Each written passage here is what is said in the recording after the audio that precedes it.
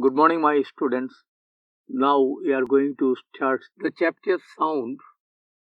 I think you know sound is a form of energy and it is created by the vibration of a body. Without vibration, no sound can be produced. Say a metallic bowl falls on the ground and a sound is heard, and if you touch the bowl, the sound will be stopped. And now, from this, we can take a decision that by vibration sound is produced. When you touch the bowl, then the vibration in the vibrating body is stopped and therefore the sound is also stopped. So without vibration sound cannot be produced. So what is the condition of production of sound? The condition of production of sound is that for production of sound a vibration of the body is required. Without vibration no sound can be produced. Now when the sound is produced, then the body is vibrated, and in this way a oscillation takes place. This is the oscillation as a result of vibration of the body. Now after the production of sound, for propagation of that sound a material medium is required.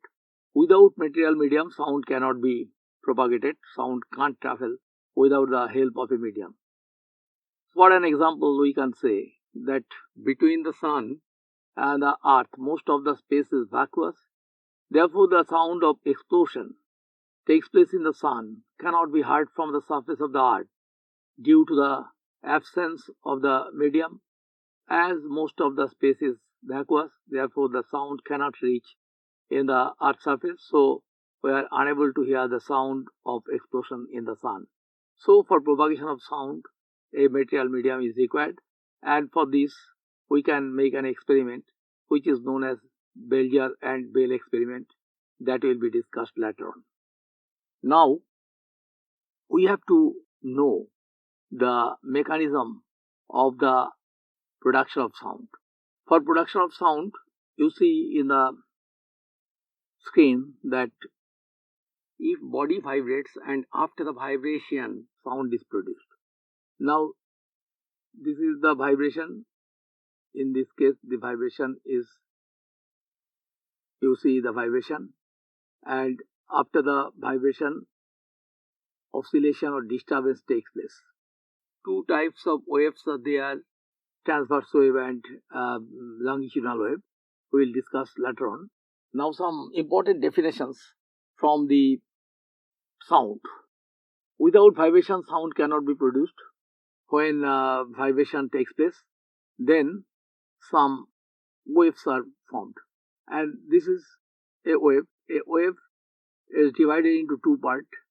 This is a crest and this is a torr. You see, this is crest and this is torr. Crest is the maximum of displacement of the particle toward upward position, and torr is the maximum displacement of the particle towards downward position. And by one crest and torr, this is one crest and this is one torr.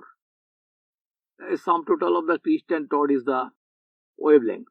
Now before going to wavelength we have to see what is frequency. Now we have to know what is frequency. You see, frequency is the number of complete vibrations made by a vibrating body in 1 second. So you can write number of complete vibrations made by a vibrating body in 1 second. In 1 second is called frequency of the body. Its unit is hertz or cycle per second. Now if it is asked that what do you mean by the statement that frequency of a tuning fork is 220 hertz?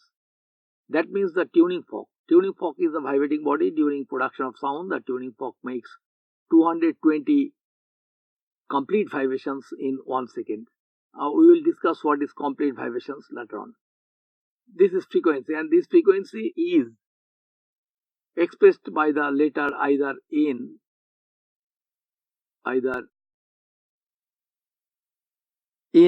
or by F. Now time period. The time taken for one complete vibration is called time period. Say in number of complete vibrations are made in 1 second, then one complete vibration, the time taken is 1 by n, and the time period t equal to 1 by n. This is time period. And now the relation between time period and frequency. Now the relation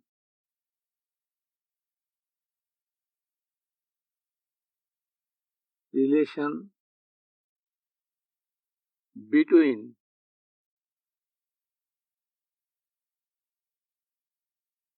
time period means t, and frequency n. Relation between time period and frequency. Say frequency is n, that is n number of complete vibrations is made in 1 second. So one complete vibration is made in 1 by n second. Therefore, t equal to 1 by n. That is time period equal to 1 by frequency. Or we can say Tn equal to 1. Time period into frequency equal to 1. Therefore, frequency equal to 1 by time period. So time period and frequency are reciprocal to each other, and the product of these two quantities is 1. Now if the frequency be 200 Hz, then the time period will be 1 by 200 second. Frequency 200 Hz, time period will be 1 by 200 second. And if the time period be 0.01 second, that is 1 by 100 second, then frequency equal to 100 Hz. So time period and frequency are reciprocal to each other, and their product is 1. Now we will going to amplitude of wave. Now this is wavelength. What is wavelength? Wavelength is actually, when wave is formed, it is the total distance made by one crest. This is one crest and one torr. One crest plus one torr equals to 1. This is the wavelength. Wavelength is the distance traveled by the disturbance. This is the disturbance. This is the disturbance. This is disturbance. And disturbance or oscillation, due to vibration, a disturbance or oscillation takes place. So the distance traveled by the disturbance during the time in which the vibrating body executes one complete vibration is called wavelength. For one complete vibration, one crest and one torr are formed, and the total distance covered by one crest and one torr is the wavelength. It is measured by the total distance of one crest and one torr. And its SI unit is meter, and its CGS unit is centimeter. Now what is amplitude? We have already gone through frequency and time period, and what is amplitude?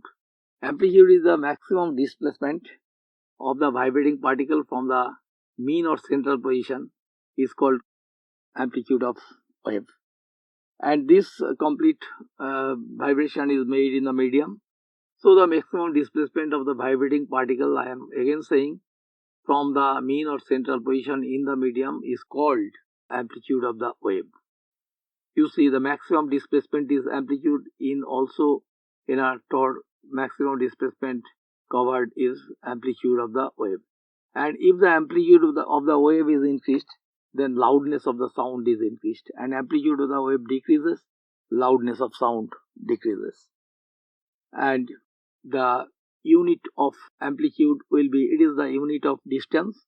It is meter in SI and centimeter in CGS. And I am again saying that the loudness of sound, that is the quantity of energy contained in the sound, depends on amplitude. If the amplitude increases, then loudness of sound increases and vice versa. Thank you for hearing me.